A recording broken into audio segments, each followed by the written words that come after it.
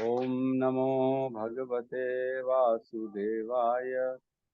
ओम नमो भगवते वासुदेवाय। ओम नमो भगवते वासुदेवाय। नारायण नमस्कृत्यं नरं चैव नरोत्तमं देवीं सरस्वतीं व्यासं ततो जयमुदीरये। नष्टप्रायेषु अभद्रेषु नित्यं भागवत सेवया भगवती उत्तम श्लोके भक्तिर्भवती नैष्टिकी। कृष्णाय वासुदेवाय देवकी नंदनाय च नंद गोप कुमाराय गोविंदाय नमो नमः। जय श्री कृष्ण चैतन्य प्रभु नित्यानंद श्री अद्वैत गदाधर श्रीवासादि गौर भक्त वृंद। हरे कृष्णा कृष्णा कृष्णा हरे हरे, हरे राम राम राम हरे हरे। हरे कृष्णा कृष्णा कृष्णा हरे हरे, हरे राम राम राम हरे हरे। हरे कृष्णा कृष्णा कृष्णा हरे हरे, हरे राम राम राम हरे हरे। हरे कृष्णा। सबका स्वागत है फिर से बहुत सुंदर सुबह के साथ श्रीमद् भागवतम, जो सिर्फ और सिर्फ हमारा उद्धार करने के लिए बना है। श्रीमद् भागवतम है ना, निगम कल्पतरो गलितम फलम, है ना। निगम कल्पतरो गलितम फलम, ऐसा फल है जो गला हुआ है। सभी सभी वेदों का गला हुआ फल है ना। सुख मुकाग्र मृतम द्रव्य संयात, है ना। सुख मुकाग्र, वो सुखदेव गोस्वामी के मुख से जो है वो निकला है। और मतलब सुखदेव गोस्वामी ने उसमें अपना मुख लगा दिया तो और भी मीठा हो गया है ना। पिबत भागवतम रसमालयम, रोज हमें जो है ना पीना चाहिए कानों के माध्यम से। रोज श्रीमद् भागवतम का रस का आस्वादन करते रहना चाहिए, है ना। और मुहु रहो रसिका भुवि भावुका, जो है रोज रोज, मुहु मीन्स एवरीडे, रसिका जो रस को समझते हैं, इस ज्ञान को समझते हैं भगवान के, ऐसे विचारशील व्यक्ति जो है इस संसार में, भूवि मीन्स इस संसार में, इस पृथ्वी में जितने मनुष्य योनियां हैं, जो समझदार हैं, भाविका मीन्स समझदार, थॉटफुल, जो ये समझ सकते हैं कि गलत क्या है, सही क्या है, करना क्या है, नहीं करना क्या है, जो ये जानते हैं, वो लोग रोज इसका आस्वादन करेंगे। कितना सुंदर है ना। निगम कल्पतरो गलितम फलम शुक मुकाग अमृतम द्रव संयुतम, है ना। पिबत भागवतम रसमालयम मुहु रहो रसिका भुवि भावुका। बहुत सुंदर श्लोक है। तो हम रोज इसीलिए आस्वादन करते हैं श्रीमद् भागवतम का, ताकि हमारा ज्ञान भी बढ़े और हमारी भक्ति बढ़े, हमारा हृदय जो है शुद्ध हो, शुद्धिकरण हो, हमारे हृदय में ज्ञान उत्पन्न हो, हम सही मार्ग में चल सकें, हमारा तैयारी हो सके मृत्यु की, हमारी तैयारी। क्या हम तैयार है मृत्यु के लिए? क्या जैसे आर्मी जाता है लड़ाई करने, है ना, योद्धा जाता है, सब एकदम कवच वच बांधता है, गन वन रेडी करता है, पूरी कारतूस भर देता है, गोले वोले टांग लेता है कि नहीं? सब तैयार होके फिर जाता है युद्ध करने। क्या हम तैयार है मृत्यु के लिए? तो हमेशा एवरी टाइम भक्त रेडी रहता है मृत्यु के लिए। मृत्यु से कभी भयभीत नहीं होता भक्त। हमेशा भगवान का जो है ना 108 गोलियां उसके पास रहती हैं, माला की, फटाफट फटाफट जैसे ही कुछ होगा धड़ धड़ धड़ धड़ गोलियां चलाना चालू कर दे। ठीक है। तो हमने कल 17 और 18 श्लोक नंबर लिया, तो 17 और 18 का एक बार रिवीजन कर लेंगे। 17 में कहते हैं, उनके दिव्य कर्म अत्यंत उदार तथा अनुग्रह पूर्ण हैं, और श्री नारद मुनि जैसे महान विद्वान मुनि उनका गुणगान करते हैं। अतः कृपया हमें उनके विविध अवतारों में संपन्न अद्भुत लीलाओं के विषय में बताएं, क्योंकि हम सुनने हेतु उत्सुक हैं। तो बहुत, ये पांचवा प्रश्न था जो शौनक आदि ऋषि जो हैं सूत गोस्वामी से पूछ रहे हैं। इन 6 क्वेश्चनों के आधार पे ही श्रीमद् भागवतम का जो है कथा हुई है। तो अभी तो हम सिर्फ इसी में ही है कि पूछ क्या रहे हैं, उसके बाद तो श्रीमद् भागवतम चालू होगी, है ना। तो सूत गोस्वामी जो है वो बैठे हुए हैं ऊपर व्यास आसन में, और नीचे सारे शौनक आदि 88,000 ऋषि जो हैं वो नीचे बैठे हुए हैं, उनसे प्रश्न कर रहे हैं। उनका एक लीडर है शौनक, ऋषि शौनक वो एक लीडर है और उनके साथ 88,000 अदर ऋषिज भी बैठे हुए हैं। तो वो मिल के जो लीडर है उनके बिहाफ में प्रश्न पूछ रहे हैं। और ये 5वां प्रश्न था कि आप हमें जो है भगवान, क्योंकि कृष्ण जो है ना वो अत्यंत उदार है और अनुग्रह पूर्ण है, वो उदार है ना, और उनकी कथाएं कल्याणप्रद होती हैं। जितना जितना हम उनकी कथाएं सुनेंगे उतना उतना हमारा हृदय शुद्धिकरण होना चालू हो जाएगा। और बता रहे हैं कि कृपया हमके उनके अवतारों की भी लीलाएं बताएं। ऐसा नहीं कि सिर्फ उनकी, उनके जो अंश के भी अंश हुए हैं उनकी भी हमको लीलाएं बताएं, क्योंकि हम सुनने के लिए उत्सुक हैं। फिर 18 नंबर श्लोक में कहते हैं, हे बुद्धिमान सूत जी, कृपा करके हमसे श्री भगवान के विविध अवतारों की दिव्य लीलाओं का वर्णन करें। परम नियंता श्री भगवान के ऐसे कल्याणप्रद अद्भुत कार्य तथा लीलाएं उनकी अंतरंगी शक्तियों द्वारा संपन्न होते हैं, है कि नहीं। तो यहाँ बता रहे हैं कि उनकी जो लीलाएं हैं वो उनकी अंतरंगा शक्तियों द्वारा संपन्न होती हैं। हमने बताया 2 शक्तियां, अंतरंगा और एक बहिरंगा। वैसे तो भगवान की अनेक शक्तियां हैं। तो अंतरंगा जो शक्ति होती है उसको योग माया कहते हैं, और जो बहिरंगा शक्ति कहते हैं उसको महामाया कहते हैं। तो इस भौतिक संसार में जो शक्ति काम करती भगवान की वो बहिरंगा शक्ति काम करती महामाया, और जो आध्यात्मिक जगत में काम करती है वो होती है योग माया। इस संसार में भी योग माया काम करती है, लेकिन सिर्फ उनके लिए काम करती है जो भगवान की शरणागति हो जाते हैं और भगवान में अपनी चेतना को लगा देते हैं, है ना। हमने पढ़ा हुआ है भगवत गीता में, भगवान ने कहा महात्मानस्तु माम पार्थ देवी प्रकृति आश्रय। जो महात्मा होते हैं वो देवी प्रकृति के आश्रय में चले जाते हैं, वो महामाया के आश्रय में नहीं जाते, वो योग माया के आश्रय में चले जाते हैं, क्योंकि वो मेरे बारे में चिंतन करते हैं।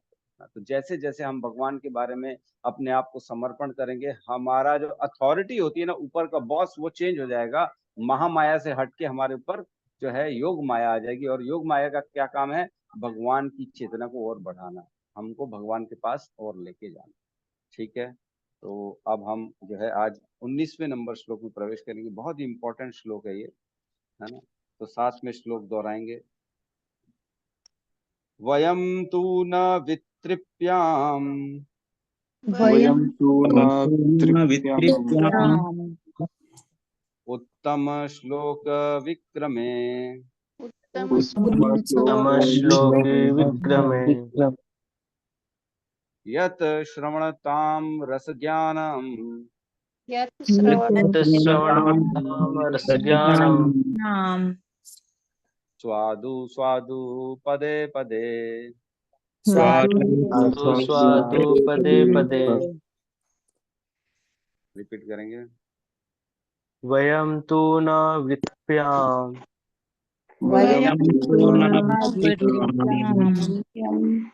उत्तम श्लोके विक्रमे यत् श्रवणताम रसज्ञानम्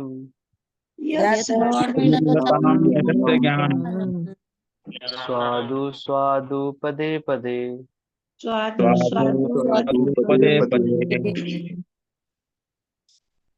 वयं तु न वितृप्याम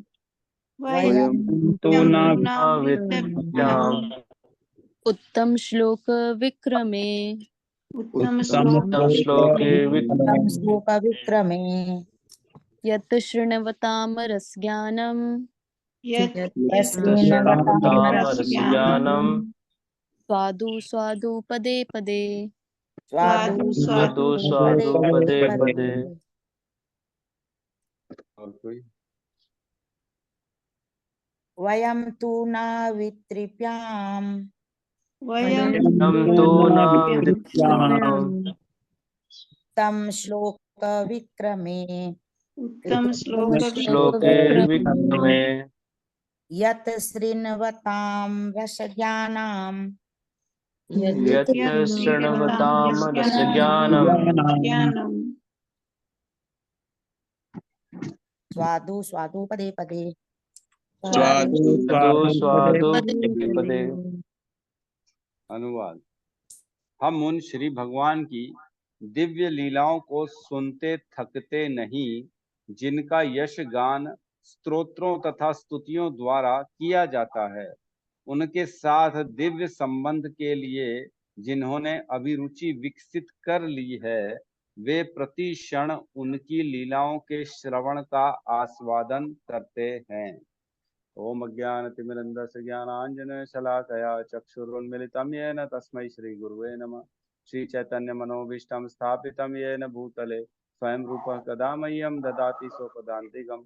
वन्देऽहं श्रीगुरु श्रीयुतपदकमलं श्रीगुरून् वैष्णवांश्च श्रीरूपं साग्रजातं सहगं रघुनाथान्वितं तं सजीवं साद्वैतं सावधूतं परिजन सहितं कृष्ण चैतन्य देवं श्रीराधा कृष्ण पादान् सहगण ललिता श्री विशाखान्वितांश्च। हे कृष्ण करुणा सिंधु दीन बंधु जगतपते गोपेश गोपिका कांता राधा कांत नमस्तुते। तप्त कांचन गौरांगी राधे वृंदावनेश्वरी वृषभानु सुते देवी प्रणमामि हरि प्रिये। वांछा कल्पतरुभ्यश्च कृपा सिंधुभ्य एव च पतितानां पावनेभ्यो वैष्णवेभ्यो नमो नमः।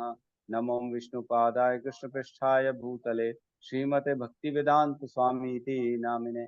नमस्ते सरस्वते देवे गौरवाणी प्रचारिणे निर्विशेष शून्यवादी पाश्चात्य देश तारिणे।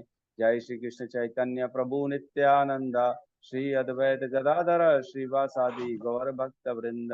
हरे कृष्णा कृष्णा कृष्णा हरे हरे, हरे राम राम राम हरे हरे। हरे कृष्णा।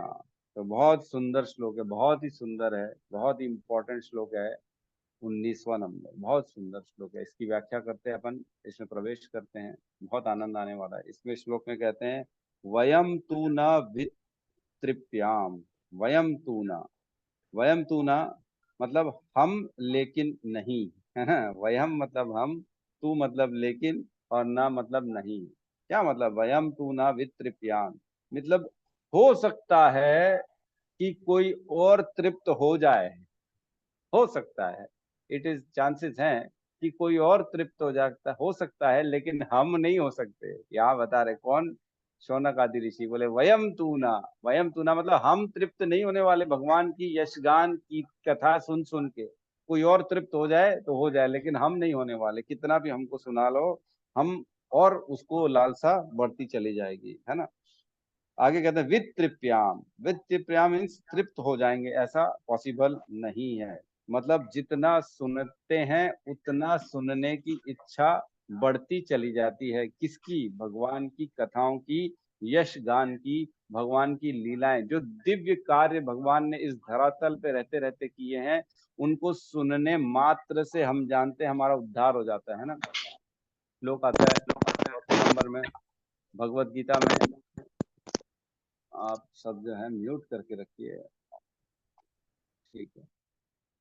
तो कहते हैं जन्म कर्म च में दिव्यम एवं यो वेति तत्वतः त्वक्त्वा देहम पुनर्जन्म नेति ममेति सो अर्जुन। जो मेरे जन्म और कर्म को जानता है, हे अर्जुन, वो दोबारा इस संसार में जन्म मृत्यु के चक्र में नहीं फंसता, है ना।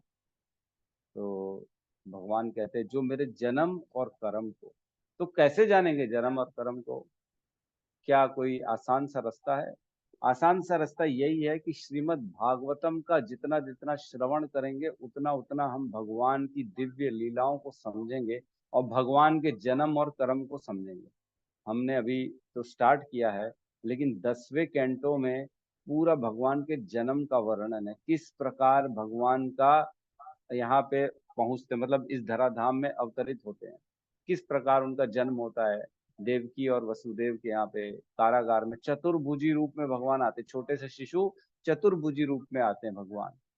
फिर उनकी माता देवकी उनको रिक्वेस्ट करती है, प्रभु चतुर्भुजी रूप में आप रहोगे तो पकड़ लेंगे आपको सब लोग, आप नॉर्मल शिशु बन जाओ ना। तो वो फिर नॉर्मल शिशु बन जाते हैं।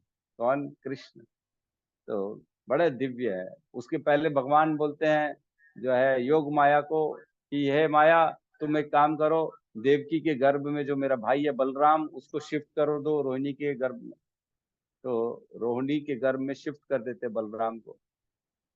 स्वयं भी जो है योग माया फिर अवतरित होती है ना। वो भगवान के 1 मिनट बाद आती है फिर, है ना। 12 बजे भगवान आते हैं इस संसार में और 12 बजकर 1 मिनट में जो है सुभद्रा जो है उनकी बहन जो कि योग माया है, वो उनका यहाँ पे जो है जन्म होता है। तो इस प्रकार भगवान की दिव्य लीलाएं, दिव्य जन्म है।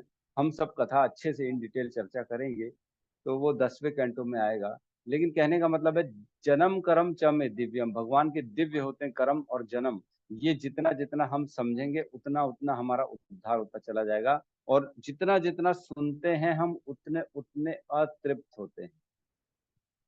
हमने एक बार भगवत गीता पढ़ी थी, फिर उसके बाद सेकंड टाइम एक और बार पढ़ी, तो क्या ऐसा लग रहा था पढ़ी हुई है, प्रभु जी वही वही बात बता रहे हैं? ऐसा लगा क्या? नहीं, किसी को नहीं लगा मेरे ख्याल से तो। बल्कि ऐसा लगा अरे बाप रे, ये तो पढ़ा ही नहीं हमने, ये तो छूट गया हमसे। मतलब कि जितना हम पढ़ते हैं हर बार एक नया अनुभव होता है भगवान की कथाओं का, लीलाओं का, हर बार नया। और कई बार ऐसा होता है, जैसे उस दिन माता जी बोल रही थी, प्रश्न कर दी माता जी, प्रश्न कर दी कि जो है हम तो सुने थे कि ब्रह्मा जी जो है, ब्रह्मा ब्रह्मा और बहुत सारे ब्रह्मा आ गए थे, वो वहां पे आए थे, तो आपने जो क्या उसके आगे की जो मैंने बातें बताई वो सुना था पहले? कितने सारे ब्रह्मा थे, वो एक दूसरे को देख नहीं पा रहे थे, सिर्फ ये वाले ब्रह्मा देख पा रहे थे, और ये वाले ब्रह्मा ऐसा सोच रहे थे कि मैं तो एक सिर्फ जो है ना खरगोश के समान हूँ, इतने इतने सारे लोगों के बीच में छोटा सा फील कर रहे थे अपने आप को। ये सब नहीं सुना होगा, है ना? और जब प्रश्न पूछा भगवान ने कि कैसा चल रहा है तुम्हारे ब्रह्मांड में, सब ठीक चल रहा है कि नहीं, तो इतने सारे ब्रह्मा के ब्रह्मांडों में एक कृष्ण हर समय हर जगह लीला कर रहे हैं। जिस प्रकार सूर्य हर समय कहीं न कहीं उदित हो रहा है, हर जगह पृथ्वी में, हर समय किसी भी घड़ी के 24 घंटे में, हर मिनट में निकाल के ले लो, हर कहीं एक न एक समय सूर्य उग रहा है। ऐसा है ही नहीं कि कहीं सूर्य जो है नहीं है। हम हर जगह काल रात्रि, ऐसा नहीं है, कहीं ना कहीं हर समय सूर्य उदय हो रहा है। अगर हिंदुस्तान में रात है तो अमेरिका में सुबह है। तो इसी प्रकार भगवान की लीलाएं हर ब्रह्मांड में हर समय चल रही है। कहीं आज भी माखन लीला कर रहे हैं, कहीं आज भी जो है ना अपना गोपियों के साथ जो है उनके वस्त्र हरण कर रहे हैं, कहीं कालिया के नाग के सर पे खड़े हुए हैं, कहीं ना कहीं हर समय कुछ न कुछ लीला चल रही है भगवान की। तो वितृप्याम मतलब हम तृप्त नहीं होते, जितना जितना सुनते हैं और उतना उतना हमारा जो है ना मन होता है सुनने का। और क्या, उत्तम श्लोके विक्रमे, उत्तम श्लोक भगवान यहाँ पे श्रील प्रभुपाद ने लिया है, श्री भगवान जिनका यश गान दिव्य श्लोकों से किया जाता है। उत्तम श्लोक मतलब जिनका कृष्ण का बड़े बड़े महान ऋषि अच्छी अच्छी स्तुतियों से और जो है उनकी प्रेयर्स करते हैं, ऐसे कृष्ण की बात चल रही है ना? तो एक और इसका मतलब होता है जो कि सर्वश्रेष्ठ यश जिसका है वो है उत्तम श्लोक। जिनका यश, जिनका जिनका जो है पूरे ब्रह्मांड में जिनसे ऊपर किसी की जो है ना तारीफ नहीं की जा सकती, ऐसा मान सकते हैं उत्तम श्लोके, है ना? सर्वश्रेष्ठ यश जिसका है और जिनका यश गान बड़े बड़े ऋषि महानु महा महा मुनि जो है वो अपनी स्तुतियों से करते हैं, ऐसे उत्तम श्लोके विक्रमे। विक्रमे मीन्स जो है साहसिक कार्य, दिव्य कार्य, है ना? लीलाएं करते हैं वध की। दिव्य कार्य कौन से हो गए? जैसे कि जो है हम जानते हैं कि गिरिराज गोवर्धन पर्वत उन्होंने उठा दिया, ये तो सब जानते हैं। लेकिन देखो एक ही रात में द्वारका पूरी बना दी और अगले दिन सुबेरे सबको ट्रांसफर कर दिया नींद में ही। ये है कि नहीं दिव्य कार्य? क्या ऐसा कोई कर सकता है? कोई नहीं कर सकता। ये हो गया विक्रम है, दिव्य कार्य। सुदामा पूरी बना दी, एक एक दिन में सुदामा पूरी बना दी। सुदामा आए, जैसे उनका तांदुल खाया, बोले अब तो मैं ऋणी हो गया, इनको फटाफट सब व्यवस्था कर डाली, एक ही दिन में सुदामा पूरी बना डाली। ये हो गया विक्रम। ऐसे ऐसे कार्य जो अद्भुत कार्य होते हैं, है ना? यत् श्रवणताम रस ज्ञानम, और जिसको सुनने से, यत् श्रवणताम निरंतर सुनने से, रस ज्ञानम जिनको इसका ज्ञान है। रस ज्ञानम मीन्स जिसको उस रस का ज्ञान है। जैसे मैंने पहले सुनता था, जैसे शराब की फैक्ट्री होती है ना, तो उनमें ना स्पेशलिस्ट रखे जाते थे कि जो उसको टेस्ट करे, प्रॉपर टेस्ट आया है कि नहीं आया, वही वाला टेस्ट, नहीं तो फिर उसको रिजेक्ट कर देते थे, है ना, शराब को। तो जब हम पहले पीते थे तो हमको लगता था हमारे को भी ऐसी नौकरी मिल जाए, फोकट में शराब पीते रहेंगे दिन रात, बढ़िया है। लेकिन ना वो रस का ज्ञान होना चाहिए। ऐसे नहीं होता, किसी को भी नहीं रख लेते। उनको ना टेस्ट में भेद करना आता था। ये टेस्ट, वो टेस्ट, ये टेस्ट, वो, हमको तो सब एक जैसा लगता है, पता ही नहीं पड़ता है ना। तो रस ज्ञानम, जिसको ज्ञान हो, भेद बुद्धि हो जिसके अंदर, वह जो है भगवान के यश और लीलाओं का जिनको आस्वादन आ गया, उसमें टेस्ट आ गया, उसका ज्ञान है, उनके बारे में बात चल रही है। रस ज्ञानम, रस ज्ञानम मीन्स जैसे पशु है ना, पशु को कोई ज्ञान नहीं होता रस का, है ना। किसी को, उनको कुछ समझ में नहीं आएगा क्या बात चल रही है ना। आध्यात्मिक ज्ञान तो होता ही नहीं है उनको। तो भगवान की कथा में इंटरेस्ट कहाँ से आएगा, है। अगर कुत्ते को बिठाएंगे, बैठ, आज तेरे को मैं भगवान की गिरिराज गोवर्धन की लीला सुनाता हूँ, तो क्या सुनेगा वो, क्या बोलेगा वो? उसको ज्ञान ही नहीं है। और भाव भाव करके निकल जाएगा, बोलेगा ये क्या बात हो रही है। लेकिन अगर किसी को ज्ञान है तो वो अच्छे से सुनेगा, अरे भगवान की कथा है, बैठो बैठो, बिल्कुल सुनते हैं। लेकिन हम देखते हैं मनुष्यों में भी मनुष्य कम है। मनुष्यों में भी रहते रहते लोग पशुवत आचरण ज्यादा कर रहे हैं, है ना। व्यक्ति, आदमी को ही बोला जाता है कुछ तो इंसान बनो यार, कुछ तो इंसान बनो, इंसानों जैसे कार्य करो। बोलते हैं कि नहीं बोलते? क्यों बोलते हैं? क्योंकि इंसान रहते हुए भी वो इंसान नहीं है। दो पद पशु, दो द्विपद पशु कहते हैं। जो जो इंसान है, उसमें अगर इंसानियत नहीं है तो वो पशु है। और पशु मीन्स जिसको भेद बुद्धि नहीं है, जिसको अक्ल नहीं है, किसके साथ क्या करना है, क्या सही है, क्या गलत है, क्या खाना है, क्या नहीं खाना है, क्या सुनना है, क्या नहीं सुनना है, क्या देखना है, क्या नहीं देखना है, क्या बोलना है, क्या नहीं बोलना है। जिसको ये नहीं आता वो पशु है। तो ये कैसे आएगा? ये ग्रंथों से आएगा, श्रीमद् भगवत गीता सुनने से आएगा, श्रीमद् भागवतम सुनने से आएगा कि कैसे अपना आचरण करना है कि नहीं। तो एक श्लोक आता ना 2.59 में, उसमें कहते हैं अपरस्यम, हायर टेस्ट के मिल जाने से फिर लोअर टेस्ट की आदमी कभी भी कामना नहीं करता, है ना। विषया विनिवर्तते निराहारस्य देहिना रसवर्जम रसोप्यस्यम परम दृष्टवा निवर्तते। तो एक बार अगर हायर टेस्ट जिसको मिल जाता है, तो वो लोअर टेस्ट के लिए कभी भी ललायत नहीं रहता। तो सबसे हायर टेस्ट क्या है? भगवान के कथाओं का श्रवण करना सबसे हायर टेस्ट है। तो जैसे जैसे हम भगवान के बारे में सुनना चालू करते हैं, हमको बाकी चीजों में आस्वादन, उसमें मजा नहीं आता। अब एक बात बताइए, दुनिया की बात करने में किसी को मजा आता है क्या? चुगली चपट्टी। पहले हमारा एक दोस्त था मेरे स्कूल में, बहुत बदमाश था। वो बोलता था आओ आओ, पीरियड गोल करते हैं और सब मिलके चुगली चपट्टी करते, एक दूसरे की बातें करेंगे। ऐसे बोलता था मस्ती में, मतलब मजाक मजाक में बोलता था कि चलो चलो चुगलियां करेंगे, इसकी उसकी सबकी बातें फिर बताते थे, इसने ये किया, उसने ये किया, पूरी दुनिया की, इसके घर में ये प्रॉब्लम, उसके घर में ये प्रॉब्लम, और वो भाग गया है, उसको पढ़ाई नहीं आती, उसको जीरो मिल गया, यही सब बातें करते थे। तो ये दुनिया की बातें करने से कोई फायदा नहीं मिलने वाला, बेकार है। हमने पिछले श्लोक में भी सुना पढ़ा था, कानों का उपयोग और जबान का उपयोग सोच समझ के करना चाहिए। ऐसी जगह उपयोग नहीं करना चाहिए जो बंधन में फंस जाए हम। ऐसी जगह उपयोग करना चाहिए जिसको सुनने से, उसको बोलने से हमारा उद्धार हो, हम कर्म के बंधन से मुक्त हो सके। दो ऑप्शन रहते हैं, या तो माया की सेवा करना या तो कृष्ण की सेवा करना। माया की सेवा करेंगे तो कर्म के बंधन में फंसते चले जाएंगे।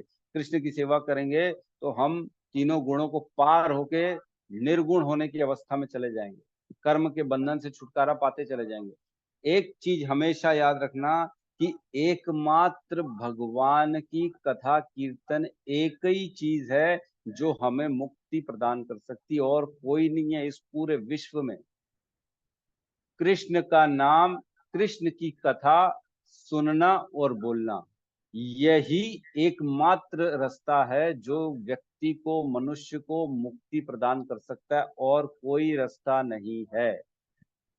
जब तक हम इस बात को अपने दिमाग में नहीं बिठा लेंगे, जहन में नहीं बिठा लेंगे, तब तक हम भगवान की कथाओं में रुचि उत्पन्न नहीं कर पाएंगे, है ना।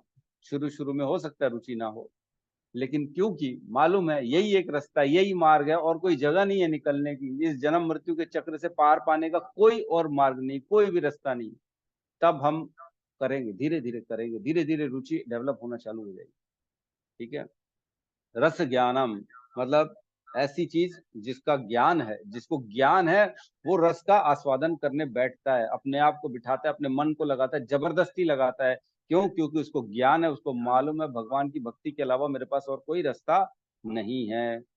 और ऐसे लोगों का अपने बारे में बता रहे हैं, स्वादु स्वादु पदे पदे, जिनको ये समझ में आ जाता है वो हर पद पद में उनको स्वाद आने लगता है। ये ऐसा है, भक्त कहते हैं भगवान कृष्ण की कथाएं ऐसी हैं, जितना सुनोगे उतना प्रेम भगवान से बढ़ेगा, और जितना प्रेम बढ़ेगा उतना और सुनने की लालसा बढ़ेगी, फिर और सुनोगे तो और प्रेम बढ़ेगा, फिर और जब प्रेम बढ़ेगा तो फिर भगवान की सुनने की लालसा बढ़ेगी, फिर जब और सुनोगे तब और प्रेम बढ़ेगा, फिर प्रेम बढ़ेगा तो और सुनोगे, फिर और सुनोगे तो प्रेम बढ़ेगा। तो ये जो है ना, ये नीचे जाने वाला है ही नहीं। तो इस प्रकार भगवान की कथाओं के बारे में जितना हम चर्चा करेंगे उतना कम है। तो भगवान के बारे में जैसे एक श्लोक ये ठीक कह रहे गौतम प्रभु, मत चित्ता मत गत प्राणा बोधयंतस परस्परम कथयंतश्च माम नित्यम तुष्यंति च रमन्ति च। 10.9, जो बहुत सही श्लोक का वर्णन किया। सोनिका माता जी हैंड रेजर, कुछ कहना चाहती माता जी? हरे कृष्णा प्रभु जी, दंडवत प्रणाम प्रभु जी। 10.18 भी मुझे लगता है रेफरेंस में आ सकता है। अच्छा बताइए क्या है 10.18? चैट बॉक्स में डाला है मैंने। ठीक है, ठीक है। तो बेसिकली मत चित्ता मत गत प्राणा बोधयंतस परस्परम कथयंतश्च माम नित्यम तुष्यंति च रमन्ति च। भगवान कहते हैं कि जिसने अपना चित्त मुझको दे दिया है, जो मत चित्ता मत गत प्राणा, मेरे को प्राणों से जो है भगवान को प्रिय, भगवान को जो अपने प्राणों से ज्यादा प्रिय करता है, मानता है, वो क्या करता है? भगवान की ही बातें करता है। कथयंतश्च माम नित्यम, रोज मेरे बारे में ही बात करते हैं, सुनता भी मेरे बारे में। बोधयंतस परस्परम, आपस में चर्चा करते हैं और मेरे बारे में सुनते हैं। और इससे क्या होता है? तुष्यंति च रमन्ति च, वो तुष्ट हो जाते हैं, सेटिस्फाई हो जाते हैं, और उसी में मजे आनंद का अनुभव करना चालू कर देते हैं। तो ऐसे लोगों की बात चल रही है। तो रस ज्ञानम, रस जिनको, तो हम जानते हैं कि एक जैसे चुटकुला हम बोलते हैं, पहले बोलते थे कई बार, तो एक ही चुटकुले में कितने बार हंस सकते हैं? नहीं हंस सकते, 2 बार 3 बार बस। अब बोले बस भाई, सर मत खा मेरा, बार बार वही वही मत सुना, है कि नहीं? अब मैं तो पहले बोल देता बस कर भाई, सुना हुआ है, आउटडेटेड है ये चुटकुला, बार बार मत सुना, कुछ नया है तो सुना। क्योंकि एक चुटकुले में उतनी दम नहीं होता कि बार बार आपको हंसा सके, या आपको वही अनुभव जो पहली बार मिला तो वो बार बार मिल जाए, ऐसा पॉसिबल नहीं है। लेकिन भगवान कृष्ण की कथाओं में ये पूर्ण रूप से है कि हर बार सुनने से और बढ़ के आनंद आता है। कुछ न कुछ एक न एक चीज ऐसा नई आ जाती। हर गुरु हर आचार्य जिसके हम लेक्चर सुनेंगे ना, एक न एक नया आइटम, नया, अरे बाप रे ये तो मैं सोचा ही नहीं था, ये तो मेरे को पता ही नहीं था, ये कैसे हो गया, अरे ये तो गुह्य बात हो गई, ये तो रहस्य पता पड़ गया मेरे को। तो जैसे जैसे हम सेकंड टाइम भगवत गीता पढ़े, तो सही बता रहा हूँ, ये मेरा अनुभव है कि मैंने रियलाइज ही नहीं किया था, वो चीज मेरे को रियलाइज हो गई। मेरे को पता ही नहीं था, हमने पढ़ ली, ऐसा लग रहा था भगवत गीता आ गई है, लेकिन जितनी बार भी पढ़ो ना, ऐसा नया कुछ न कुछ अनुभव आता ही है, नयापन आता ही है। और जैसे आता है वैसे ही लगता है, अरे बाप रे क्या बात है, भगवान की महिमा और बड़ी होते चली जाती है कि अरे बाप रे भगवान ऐसे हैं, भगवान ने ये बोल। सोचो पूरी भगवत गीता जब पढ़ते हैं ना, तो अनुष्टुप छंद में पढ़ते हैं हम, हर श्लोक में नंबर ऑफ वर्ड्स इक्वल है, इक्वल। तो बिना सोचे समझे, बिना तैयारी के भगवान ने 45 मिनट में भगवत गीता बोल दी, क्या किसी के लिए संभव है ये? और हर श्लोक में same number of words, same number of प्रश्न पूछ रहे, एक्सप्लेन कर रहे, प्रश्न पूछ रहे अर्जुन और एक्सप्लेन करे जा रहे, करे जा रहे, अनुष्टुप छंद में ही करे जा रहे, करे जा रहे, करे जा रहे। कितनी बड़ी बात है, ये आम आदमी की बात नहीं है, ये कोई नॉर्मल व्यक्ति नहीं कर सकता, कोई नहीं कर सकता ये काम। 700 श्लोक बोलना और सेम टू सेम उसी लय में, हर श्लोक में नंबर ऑफ वर्ड्स इक्वल हो। मैं तो सुन के आश्चर्य कर लिया, मैंने कहा अरे बाप रे कितनी बड़ी बात है, ये कौन कर सकता है? कोई नहीं कर सकता। ठीक है, तो रस आस्वादन करते हैं और लगे रहते हैं इसमें। तो अपन एक काम करेंगे, मैं पूरा तात्पर्य नहीं पढ़ूंगा, कुछ कुछ इंपॉर्टेंट पढ़ूंगा, अदरवाइज हमारा सेकंड श्लोक 20 नंबर श्लोक रह जाएगा। ठीक है, तो इसमें ना एक्चुअल में एक अलम बुद्धि की बात चल रही थी, मैंने कल एक लेक्चर में सुना। अलम बुद्धि किसको कहते हैं? जिसमें बुद्धि बुद्धि हमारे को बताती कि अब इसमें अब तृप्त नहीं होने वाला मैं, ये इसको कहते हैं अलम बुद्धि। अलम बुद्धि, जैसे हम कुछ खाना खाते हैं ना, जैसे बुद्धि बताती है अब इसमें इसमें मजा नहीं है, रस नहीं है। तो क्या तीन कारण होते हैं, जैसे जैसे सपोज हम खाना खा रहे हैं, तो एक होता है पेट जब भर जाता है तब रस आना बंद हो जाता है। अब कितना भी अच्छा रसगुल्ला क्यों ना खिलाओ, मेरा फेवरेट डिश क्यों ना खिलाओ, अब मैं नहीं खा सकता, अब मैं तृप्त हो चुका, मेरे को कुछ नहीं चाहिए, अब मेरे को नहीं चाहिए, है ना, तृप्त हो गए। अलम बुद्धि बोलते हैं इसको, है ना। तो पहला रीजन है, जैसे पेट भर जाता है तो स्वाद आना बंद हो जाता है। तो क्या भगवान की कथा सुन सुन के हमारे कान भर जाते हैं क्या? नहीं, कानों की तो कैपेसिटी है, जितना सुनते रहो सुनते रहो सुनते रहो, कान कभी भरते नहीं है। कभी भी कोई कोई कथाएं ऐसी वस्तु नहीं है जो कान को भर देंगी। कान तो ऐसी आकाश के समान है, अनंत है, सुनते रहोगे तो भी कान कभी भरेंगे नहीं। इसलिए ये पहला पॉइंट तो क्रॉस हो गया, कभी नहीं भर सकते हमारी कथाओं से हमारे सुनने की कैपेसिटी। हम कभी भी, हमारा पेट नहीं भर सकता कथा से, ठीक है। और दूसरा है, जैसे खाना खाते हैं, तो जिसको रस का ज्ञान नहीं है उसको टेस्ट नहीं आता, है ना। जिसको पता नहीं है कि दवाई है ये, जैसे हम बच्चे को देखते हैं, बच्चे लोग कुछ भी खा लेते हैं, मैगी खा लेंगे, है ना, ब्रेड खा लेंगे, तला खा लेंगे, चिप्स खा लेंगे, बाजार का गंदा गंदा तला जो रोडों में बिकने वाला आइटम बड़े चाव से खाते हैं। बहुत अच्छा बहुत अच्छा बहुत अच्छा करते रहते हैं। और वही जब वीडियो आता है इसमें यूट्यूब में और रील्स आते हैं कि उसमें लोग जो है ना गंदा गंदा मिला रहे हैं, थूक रहे हैं उसमें, पेशाब कर रहे हैं, ये सब वीडियो आ जाते हैं कि बेच रहे हैं उसको, फिर है ना गंदा करके बेच रहे हैं। उसके बाद उसके बाद वो लोग खाओगे क्या? तो खाएगा नहीं। अब क्या हो गया? रस आना बंद हो गया उसमें से। क्यों? क्योंकि रस आना बंद हो गया। पहले रस था, अब रस नहीं है, क्योंकि पता पड़ गया क्या है उसमें, सच्चाई क्या है।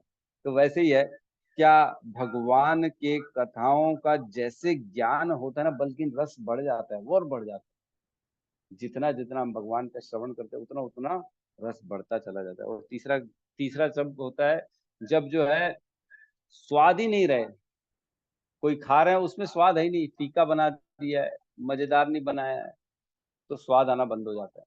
तो अलम बुद्धि, तृप्त हो जाता है आदमी, बोलता है हटा यार रहने से, कौन खाएगा ऐसा, इससे अच्छा हम कहीं और जाके खा लेंगे, ये ऐसा कौन खाता खाता। तो लेकिन भगवान के में लीलाओं में कथाओं में हर कहीं स्वाद ही स्वाद है।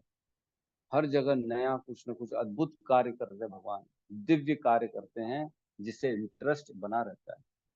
तो भगवान आते इसीलिए हैं, लीलाएं इसीलिए करते हैं। छोटे से शिशु देखो, नल कुबेर मणिग्रीव का उद्धार कर दिया, दो दो पेड़ गिरा दिए। अब उनके दोस्त जो दूसरे बैठे हैं, लाला के दोस्त, वो बता रहे हैं कि लाला ने तोड़ा ये दोनों पेड़। तो नंद बाबा और यशोदा मैया अरे बोले तुमको पागल, चुप रहो, इतना छोटा सा बच्चा कोई दो दो पेड़ तोड़ सकता है कि बड़े वाले? नहीं नहीं तुमको मालूम नहीं, बोले हमारा बस लाला बच गया। बोले शिव जी आए होंगे, ब्रह्मा जी आए होंगे, उन्होंने बचा लिया हमारे लाला को। तो ऐसा होता है। तो भगवान की कथाएं जो होती है ना, अद्भुत होती है, उतना रस बढ़ता चला जाता है, बढ़ता चला जाता है। तो इसमें कुछ चीजें हैं इंपॉर्टेंट जो वो मैं बता रहा हूँ। लिखा है, रामायण महाभारत तथा पुराण विगत युगों के इतिहास हैं, जिनमें श्री भगवान के अवतारों की लीलाओं का अभिलेख है, अतः बारंबार पढ़ने पर भी वे नए के नए लगते हैं। रामायण महाभारत जब जब पढ़ेंगे कुछ न कुछ नया लगेगा। क्यों? क्योंकि उसमें भगवान की लीलाएं हैं। उदाहरणार्थ, यदि कोई चाहे तो श्रीमद् भगवत गीता या श्रीमद् भागवतम का आजीवन बारंबार पाठ करता रहे, फिर भी उसे उनमें ज्ञान का नवीन प्रकाश दिखेगा। ये तो फैक्ट है। जितना आप भगवत गीता पढ़ोगे, हर बार कुछ न कुछ नया रियलाइजेशन होता ही है, निश्चित तौर से होता ही है। भागवतम पढ़ने से भी हर बार नया रियलाइजेशन होगा ही होगा। जैसे पिछली बार मैंने पढ़ा था, तो जो 18.14 श्लोक है, अधिष्ठानाम तथा कर्ता कारणम च पृथक विदम विविधा विविधाश्च पृथक चेष्टा देवम चैव अत्र पंचमम। 5 कारण बताए गए कर्म करने के। उन 5 कारणों में जो चेष्टा बताई गई है ना, वो तो पिछली बार मैंने गलत ही समझा दिया था। एफर्ट्स बताए थे हमने, एफर्ट्स। लेकिन जब इस बार पढ़ा ना तो उसका मीनिंग ही चेंज हो गया। एफर्ट्स नहीं है वो। देखो एक्चुअल में हमने चर्चा अच्छी करी थी, इसलिए मैं उसमें नहीं जाऊंगा। वो डिजायर है, डिजायर, इच्छा है। वो इच्छा शक्ति के बारे में बात चल रही, तो वो नई रियलाइजेशन था बेसिकली। तो हर बार कुछ ना कुछ नया रियलाइजेशन होगा ही होगा। आगे कहते हैं, लौकिक समाचार गतिहीन होते हैं किंतु दिव्य समाचार गतिशील होते हैं। जिस प्रकार की आत्मा गतिशील है और पदार्थ गतिहीन है। लौकिक समाचार, न्यूज़पेपर की बात चल रही है। न्यूज़पेपर जो होते हैं, जो न्यूज़ होते हैं, जैसे लौकिक जो भी हम सुनते हैं इस संसार के, वो बासी होते हैं, है ना।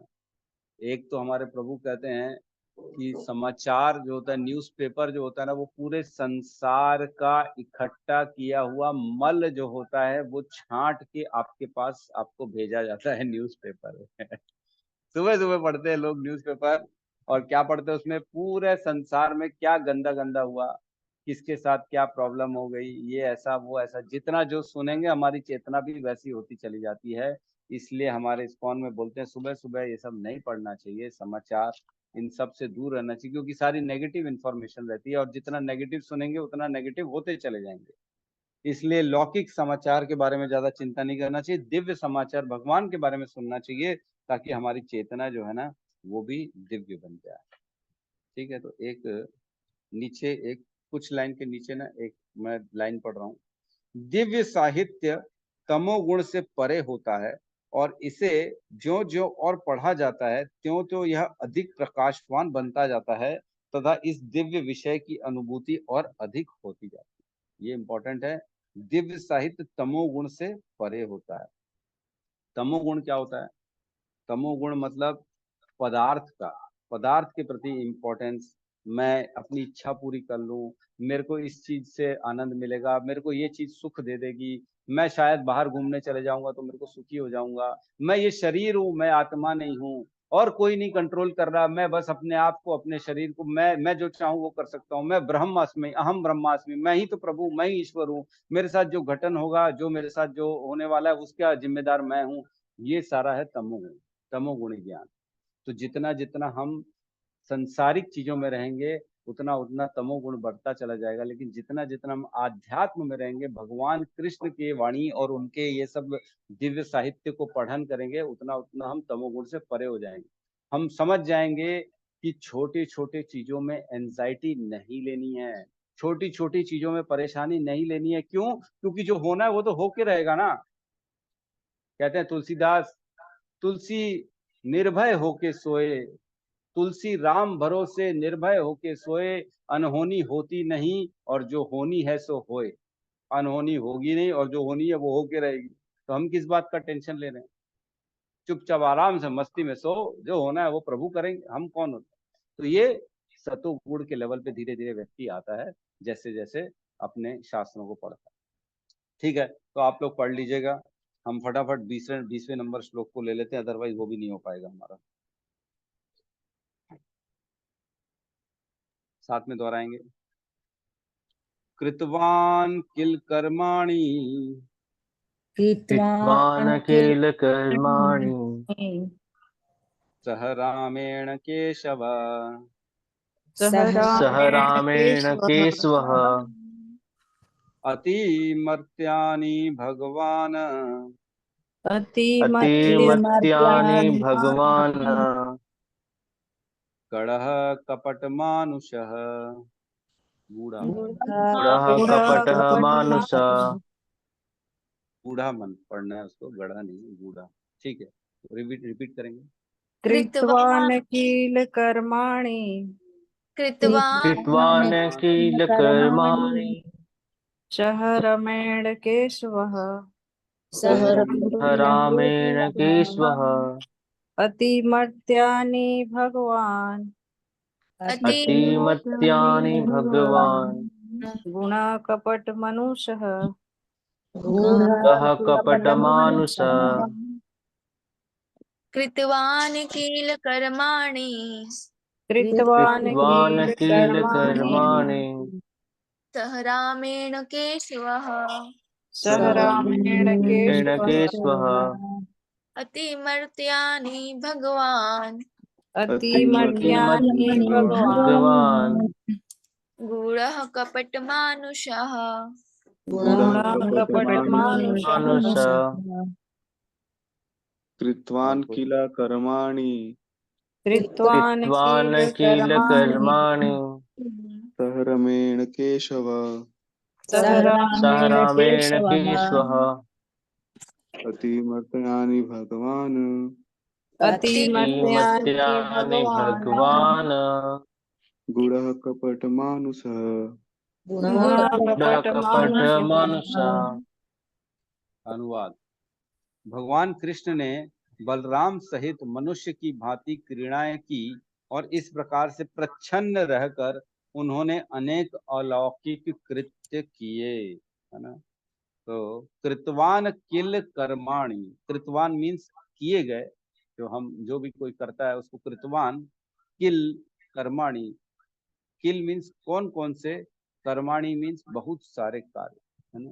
कृतवान, कृष्ण ने ऐसे अनेक अनेक कार्य किए जो कर्माणि, ऐसे कार्य थे जो अद्भुत कार्य थे। पिछले श्लोकों में हमने पढ़ा अद्भुत कार्य, ऐसे कार्य उन्होंने बहुत सारे किए। क्या किया साथ में, सह रामेण केशव, सह मीन्स कि साथ में, रामेण मीन्स राम के साथ में, मतलब बलराम के साथ में, केशव, केशव मीन्स कृष्ण ने किए, कृष्ण ने बहुत सारे अनेक अनेक कार्य किए बलराम के साथ में। अतिमर्त्यानी, ये बहुत इंपॉर्टेंट वर्ड है यहाँ पे, अतिमर्त्यानी। अतिमर्त्यानी मीन्स अति मानवीय कार्य, अद्भुत अद्भुत कार्य, अलौकिक कार्य जो एक मनुष्य के लिए पॉसिबल नहीं है, ऐसे कार्य अति मर्त्यानी। भगवान, भगवान तो श्री भगवान हो गए। गूढ़ कपट मानुषः, गूढ़ मीन्स सस्पेंस है, थ्रिल है, छुपा हुआ है, प्रच्छन्न रूप से करते हैं वो। जो अति मानवीय कार्य करते हैं ना, वो सबके सामने उजागर नहीं होता, सीक्रेटली करते हैं। लेकिन भक्त लोग सीक्रेट छोड़ते नहीं है, उजागर कर देते।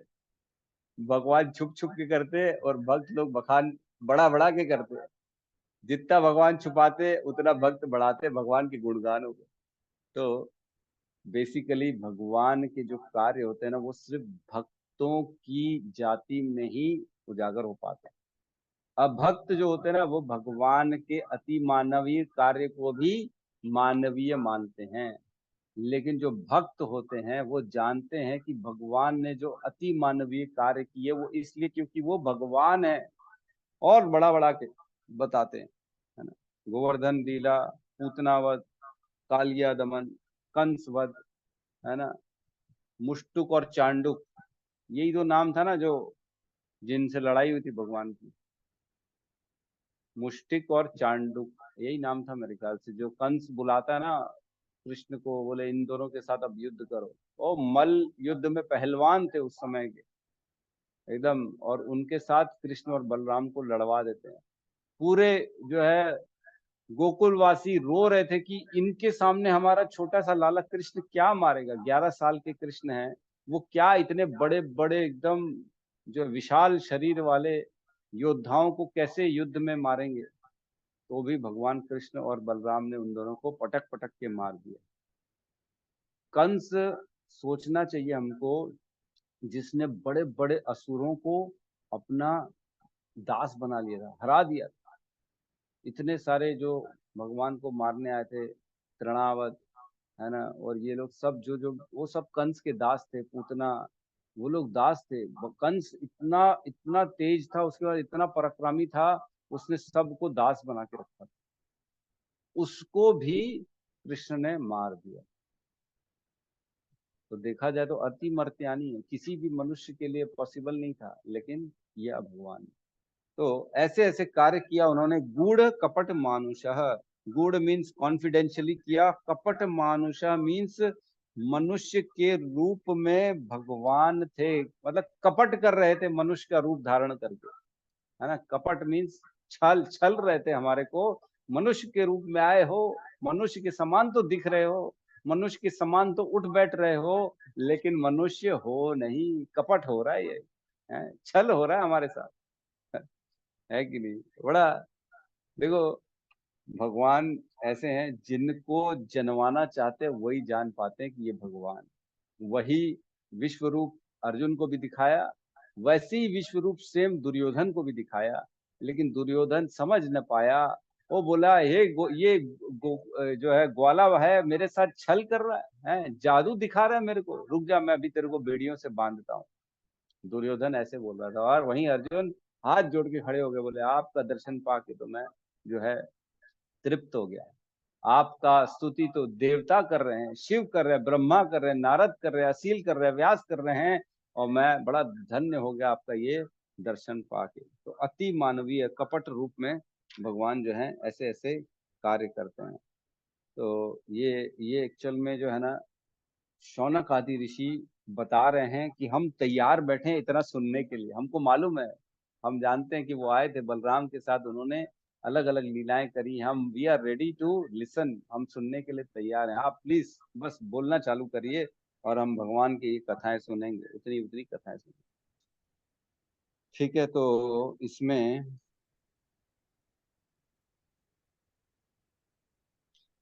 जो लास्ट लाइन है ना, इस फर्स्ट वाले पेज की लास्ट लाइन है, उसमें लिखा है, इस प्रकार भगवान श्री कृष्ण के जन्म तथा कर्म की दिव्य प्रकृति का ज्ञान मुक्त होने हेतु पर्याप्त है। जैसे पहले पिछले श्लोक में हमने पढ़ा, भगवान का जन्म और कर्म का ज्ञान जो है वो मुक्ति के लिए पर्याप्त है। हमारी मुक्ति, मनुष्य की मुक्ति के लिए पर्याप्त है। जन्म कर्म च में दिव्य एवं यो वेति तत्वतः त्वक्त्वा देहम पुनर्जन्म नेति ममेति अर्जुन, है ना। त्वक्त्वा देहम पुनर्जन्म, जो छोड़ता है अपना शरीर, त्वक्त्वा देहम, अपना देह छोड़ता है, पुनर्जन्म न एति, उसका दोबारा पुनर्जन्म नहीं होता। किसका? जिसको भगवान के जन्म और कर्म का ज्ञान हो जाता है ना। आगे इस पेज 89 में कहते हैं, है ना, श्री कृष्ण का दिव्य प्रकृति का वर्णन 9 स्कंदों में हुआ है और 10वें स्कंद में उनकी विशिष्ट लीलाएं दी गई हैं। इस ग्रंथ को जो जो कोई पढ़ता है त्यों त्यों यह सब उसे ज्ञात होता जाता है। क्या ज्ञात होता है? कि भगवान के ज्ञान से मुझे मुक्ति मिलेगी, भगवान के ज्ञान से मुझे शांति मिलेगी, है ना। भगवान ने बताया ही है, भोक्ताराम यज्ञ तपसाम सर्वलोक महेश्वर सुहृदय सर्वभूतानाम ज्ञात्वा माम शांति मृच्छति। जो जानता है मेरे को उसको शांति मिल जाती है। ये जानना है जीवन में शांति कैसे मिलेगी। कृष्ण के बारे में जितना जितना जानोगे उतना उतना जीवन में शांति आती जाएगी। जितना जितना कृष्ण से दूर होते जाएंगे उतना उतना अशांत होते चले जाएंगे, है ना। तो ये सब ज्ञान हो जाता है हमारे को। गोलोक जाने का रास्ता क्या है? सिर्फ कृष्ण की कथाओं के द्वारा ही भगवान जो है हमको स्वीकार करते गोलोक में। ठीक है, तो आप लोग तात्पर्य पढ़ लीजिएगा। तात्पर्य पढ़ने का हमारे पास समय नहीं है। कल हिज ग्रेस तमाल कृष्ण प्रभु जी की क्लास रहेगी, तो आप लोग अपने जो जो प्रश्न हैं वो तैयार कर लीजिएगा। जो भी पूछना है आप उनसे पूछ सकते हैं, और फिलहाल इस सत्र में अभी किसी का कोई प्रश्न है तो हम ले सकते हैं।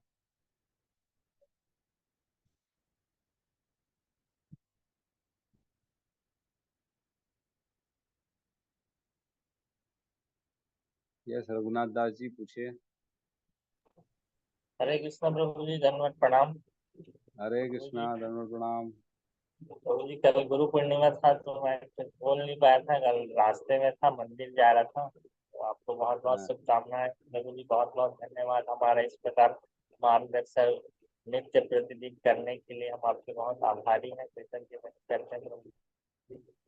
और आपको आप भी भक्ति में भगवान से प्रार्थना करेंगे, आप भी और आगे बढ़ते जाएंगे तो कर रहे हैं। बहुत बहुत धन्यवाद प्रभु जी, इसी के लिए आपको। आप लोगों का सबका मैं धन्यवाद करता हूँ जो आते हो और मेरी बातें सुनते हो और सुन के फॉलो कर लेते हो, बहुत बड़ी बात है। सुनने आते हो, बहुत अच्छा लगता है। आप लोगों के कारण मैं भी पढ़ता हूँ और अच्छे से पढ़ता हूँ, मेरा इंटरेस्ट बढ़ता है और ऐसा लगता है नहीं तैयारी करनी चाहिए अच्छे से बताने के लिए। तो जो भी है सब श्रील प्रभुपाद का है, गुरु परंपरा का है। ठीक है, गुरु परंपरा में एक चेन, एक कड़ी जरूर है हम, लेकिन जो भी कुछ है वो गुरु परंपरा का ही है। और अपने गुरु के प्रति हमेशा कृतज्ञ रहना ही चाहिए, ये सच बात है। तो ये हम हमारे आने वाले लोगों को सिखाने के लिए ये जरूरी है कृतज्ञ होना। जितना मैं अपने गुरु के प्रति कृतज्ञ रहूंगा, ये मेरे को दिखाना चाहिए अपने नीचे वालों को, ताकि वो समझें कि हमें कैसे इस परंपरा में रहना है ना। हमें मान नहीं चाहिए, हमें सम्मान नहीं चाहिए, लेकिन जो ज्ञान है, जो कृपा है, एक्चुअल में अधिकार जो होता है ना, ये पढ़ने का, ये समझने का अधिकार कहाँ से आता है? किसी को भगवत गीता समझ में कब आती है? जब उसके गुरु उसको अधिकार देते हैं कि आज से अब तुम्हारा अधिकार है, वो कृपा दे देते हैं कि अब ठीक है, तुमको समझ में आएगा, कृपा करेंगे, कृष्ण तुम्हारी मति जो है ना सुधार देंगे। तो गुरु की कृपा से बिल्कुल सही है कि हमारे अंदर ये ज्ञान उत्पन्न होता है, प्रेम बढ़ता है, और हम रस आस्वादन, रस ज्ञानम, जो रस ज्ञान है ना, वो गुरु की कृपा से मिलता है कि ज्ञान आता है, हम सीखना चाहते हैं, समझना चाहते हैं, अब समझ में आ रहा है और आगे बढ़ना चाहते हैं। तो बिल्कुल सही है। और गुरु परंपरा में हमेशा हमको विश्वास रखना चाहिए। कभी भी ऐसा समय नहीं आए जीवन में जो गुरु के प्रति कृतघ्न हो जाए हम, है ना। दो होते हैं, एक कृतज्ञ होता है और एक कृतघ्न होता है। कृतघ्न मीन्स आप, मैंने पा लिया, अब मेरे को गुरु की जरूरत नहीं है, अब तो मेरे को सब आता है, अब क्या गुरु क्या सिखाएंगे, अब तो सब पढ़ लिया ना हमने, अब सब आ गया। ये जिस दिन आएगा उस दिन हमारा पतन हो गया, उस दिन हमारा नीचे गिरना निश्चित हो गया। तो बहुत जरूरी है इस परंपरा को, इस चेन को, इस जो हमारी शीला प्रभुपाद ने बताया, ये गुरु के प्रति कृतज्ञ रहना, इसको कभी भी हम न त्यागें, क्योंकि गुरु हमेशा हमेशा हमेशा हमें उद्धार कर देंगे। कभी भी हमारे लिए गुरु गलत नहीं चाहेंगे, ये विश्वास होना चाहिए। तो बहुत बहुत धन्यवाद सभी का। कल भी बहुत सारे लोगों ने मुझे विश किया, बहुत बहुत धन्यवाद उनका, और सभी का धन्यवाद, कोई बात नहीं है ऐसी। और मैं अपने गुरु के प्रति बहुत बड़ा, उनको मैं सारी जो है ये विशेष उनको ट्रांसफर करता हूँ, क्योंकि उनके द्वारा ही सब कुछ हो रहा है, हमारा खुद का तो कुछ है नहीं। धन्यवाद।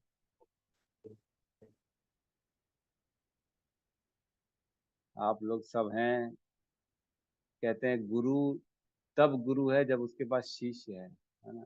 गुरु गुरु नहीं है जब तक शिष्य नहीं है। शिष्य शिष्य तब तक है जब तक उसके पास गुरु है। ये पारस्परिक संबंध है एक दूसरे के साथ, जो निष्ठा के ऊपर जो है ना, जिसकी नींव एक निष्ठा है, श्रद्धा है।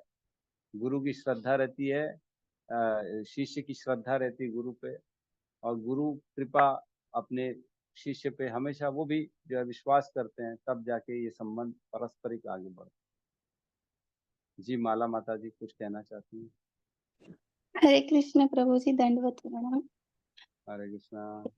प्रभु जी, आपको गुरु पूर्णिमा की हार्दिक शुभकामनाएं। मैं कल नहीं आ पाई थी क्योंकि मैं शिक्षा गुरु के पास गई हुई थी, तो वहां पे पूजन वगैरह था ना, तो मुझे लगा कि कल ज्वाइन नहीं कर पाई थी, इसलिए आपको मैं विश नहीं कर पाई। और आप मेरे पहले गुरु आप ही हैं, तो मैं आपको बहुत आभारी हूँ। आज मैं वृंदावन में हूँ तो आपकी वजह से हूँ, मुझे अरे ये वाह, है। अरे वाह। तो आपको गुरु पूर्णिमा की हार्दिक। और कल मैं नहीं आ पाई प्रभु जी, तो ऐसा नहीं हो, मेरे को लगा कि कल क्लास नहीं होगी, और मैं जल्दी चली गई। मैं मतलब जल्दी निकल गई, क्लास होने से पहले निकल गई, और बाद में वहां पे जाके देख रही हूँ क्लास हो रही है, फिर वहां पे ज्वाइन नहीं कर पाई मैं। ठीक है, कोई बात नहीं, कोई बात नहीं। बहुत बहुत धन्यवाद माता जी का। तो हमारी हरे माता कृष्ण। जी जो है भागवत की कथा करने वाली हैं, कथावाचक बनने वाली हैं माता जी।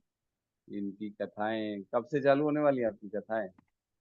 प्रभु जी, वैसे तो कथा आती है हमारे यहाँ पे रायपुर में भी, हमारे घर में दीदी बोल रही है कि पहले घर से ही करवाएंगे, लेकिन हाँ, एक दो लोग हैं जो गुजरात से हैं, और फिर कुछ वृंदावन के लोग हैं जो बोल रहे हैं बेटा आप पहले अच्छे से श्रवण कर लीजिए, फिर आप हमारे यहाँ से ही सीखिएगा।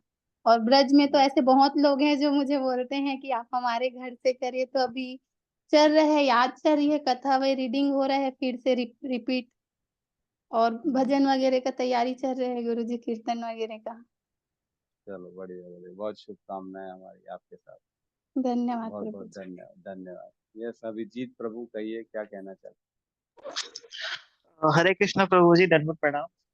हरे अ, कृष्णा। सबसे पहले तो गुरु पूर्णिमा की हार्दिक बधाई, क्योंकि कल हमारी बात हुई थी लेकिन हम कह नहीं पाए, तो क्षमा चाहते हैं इसके। कोई बात ठीक है। नहीं, बताइए। और थोड़ा इस मेटेरियलिस्टिक वर्ल्ड में थोड़ा हमें ये समझना है, गुरु जो शिष्य परंपरा हमारी थी वो अब पता नहीं अब कम होते जा रही है। तो गुरु के बारे में थोड़ा हमें बताइए, जैसे गुरु पूर्णिमा तो गुरु कौन होते हैं, क्या होते हैं गुरु, इस पे जाना।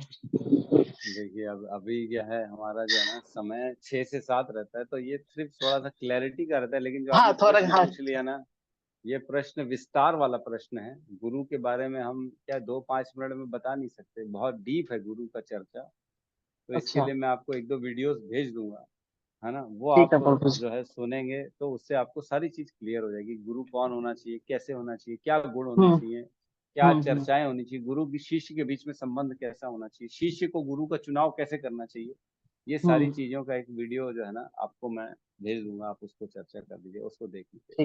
ठीक है प्रभु जी। ठीक है, हरे कृष्ण प्रभु जी, हरे धन्यवाद प्रणाम। हरे कृष्ण, धन्यवाद प्रणाम। ये सोनिका माता जी कहिए। प्रभु जी, जैसे भगवत गीता अनुष्टुप छंद में है, तो भागवतम कौन से छंद में है? वो पूरा मिक्स है। भागवतम में जो है ना सिर्फ अनुष्टुप छंद नहीं, उसमें और भी सारे छंद है, उसमें सब मिक्स है भागवतम में, है ना। तो हमने ये पहले बनाया भी था नोट्स, कितने कितने छंद होते हैं, और अनुष्टुप छंद जिसमें 8 वर्ड्स होते हैं, जिसमें 9 होते हैं लेटर्स एक लाइन में, और इसमें 16 होते हैं, 12 होते हैं, ऐसे अलग अलग छंद होते हैं, अलग अलग छंद, उसमें उसको गाया जाता है। तो भागवतम में सब मिक्स मिलेगा आपको, हर चीज मिलेगी। ठीक है माता जी प्रभु। जी। ठीक है, तो यहाँ पे क्लास को हम क्लोज करते हैं, सब मिलके हरे कृष्ण महामंत्र का जाप कर लेते हैं। हरे कृष्णा हरे हरे कृष्णा कृष्णा हरे कृष्णा कृष्णा कृष्णा हरे कृष्णा हरे, कृष्णा हरे हरे राम हरे राम हरे राम हरे राम राम हरे राम हरे। हरे हरे हरे। हरे सभी भक्त वृंद भक्त की जय। जय जगत गुरु शील प्रभुपाद की प्रभुपाद जय। की जय गौतम नंदे। जय हरे हरे गुरु हरि बोल बोल हरि हरि हरि। हरि बोल। हरे हरि हरि।